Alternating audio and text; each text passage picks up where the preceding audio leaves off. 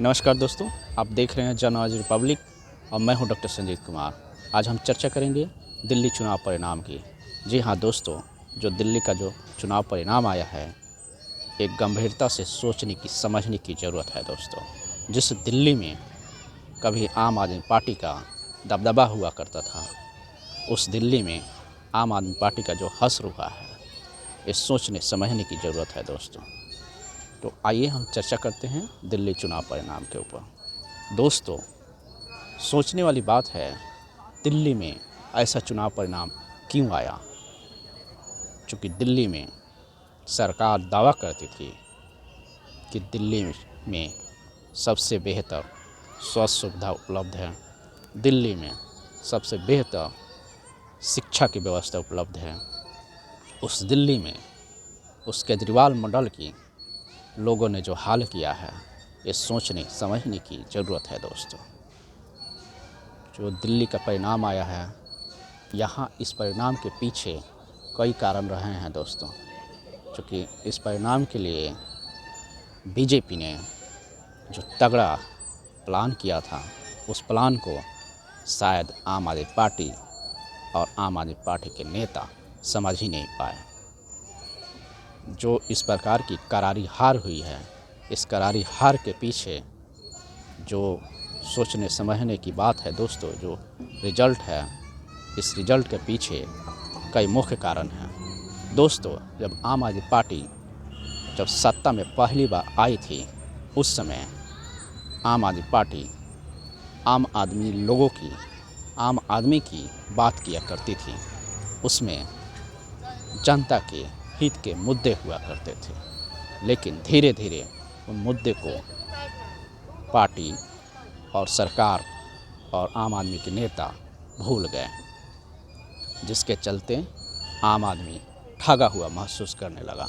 जी हाँ दोस्तों, जो 67 सीटें आई थी, 70 में 67 सीटें, बाद में 2020 में 70 में 62 सीटें जो आई थी, उसके पीछे दलितों, मुसलमानों, अति पिछड़ों का जुटान था, जिसके कारण उनको इतना बम्पर जीत मिली थी।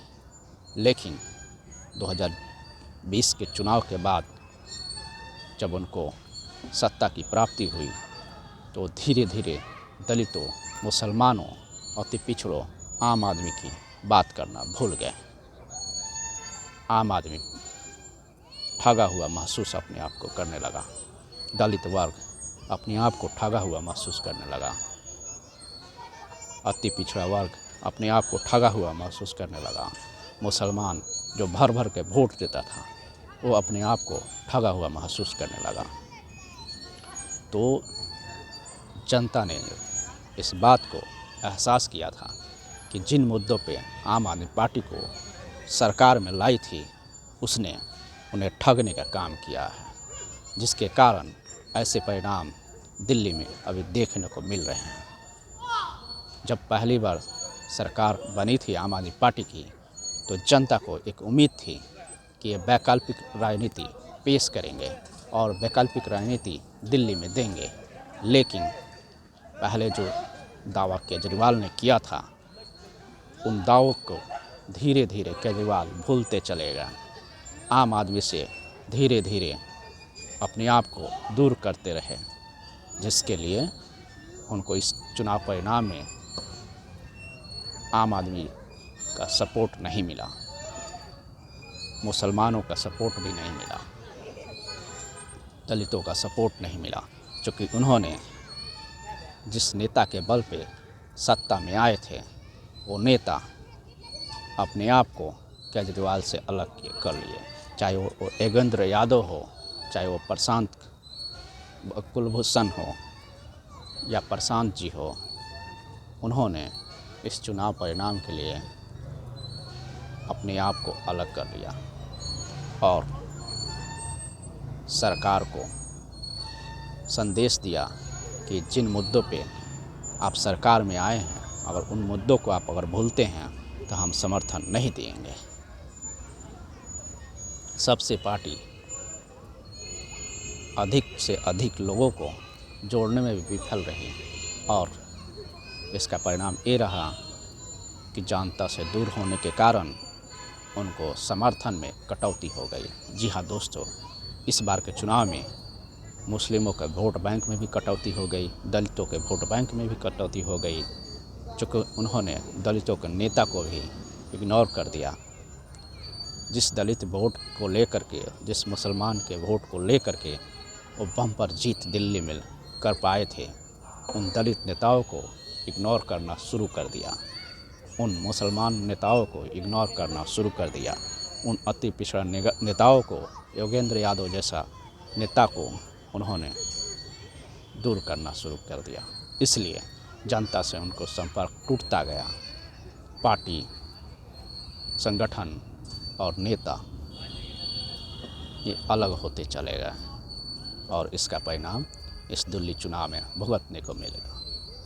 अभी सोचने वाली बात है दोस्तों, जिस प्रकार से अभी केजरीवाल ने शिखर तक पहुंच अपनी बनाई थी, अपने पार्टी को जीरो से कहां पे खड़े किए थे, तो इसका अभी परिणाम आने के बाद जो डर है वो पार्टी टूटने की डर है। जी हाँ दोस्तों, चूँकि बीजेपी पूर्ण बहुमत से तो सत्ता में आ गई है, लेकिन इतना ही पे पार्टी बैठने वाली नहीं है, बीजेपी बैठने वाली नहीं है, उसके नेता बैठने वाले नहीं हैं। चूँकि अभी केजरीवाल की पार्टी धीरे धीरे अपने जनाधार बढ़ाने के लिए प्रयासरत थी और उस जनाधार को बीजेपी ख़त्म करना चाहती है। तो ये सोचने समझने वाली बात है दोस्तों कि जिन मुद्दों पे सरकार में आए थे केजरीवाल, उन मुद्दों को धीरे धीरे भूलते चलेगा। जिन लोगों के साथ वो सरकार में आए थे, उन लोगों को दूर करते चलेगा। उन्होंने समर्पित कार्यकर्ताओं को दूर कर दिया, जिसके कारण भी ये चुनाव बुरी तरह वो हार गए।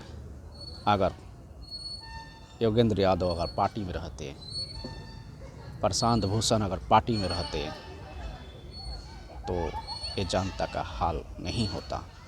दलित नेता जो गौतम जी इनके दलित नेता का नेतृत्व करते थे, दलित नेतृत्व करते थे, राजेंद्र पाल गौतम, उनको भी अपने आप को दूर कर दिया। इनके मन में ये बैठ गया था कि दलित हमको वोट देगा ही, मुसलमान हमको वोट देगा ही, हमको जो मन में आए वो हम करेंगे। तो इसका परिणाम उनको अभी देखने को मिल रहा है। तो जनता सब जानती है, जनता किसी को जीरो से हीरो बना देती है दोस्तों, और हीरो से जीरो। तो ये बात मैं आम आदमी पार्टी को भी और दूसरे कोई पार्टियों को भी समझाना चाह रहा हूँ कि जनता को मुद्दे को भूलने के कारण उनको ये हसरत देखने को मिल सकता है। इसलिए जो और भी पार्टी हैं वो अभी से जनता की कनेक्टिविटी बढ़ाए, अन्यथा उनको भी इस परिणाम का सामना करना पड़ सकता है। तो आप देख रहे हैं जन आवाज़ रिपब्लिक और मैं हूँ डॉक्टर संजीत कुमार। आप हमारे वीडियो को अधिक से अधिक लाइक कीजिए, शेयर कीजिए, सब्सक्राइब कीजिए, ताकि आगे से हम और वीडियो लाते रहेंगे। जय भीम, जय भारत।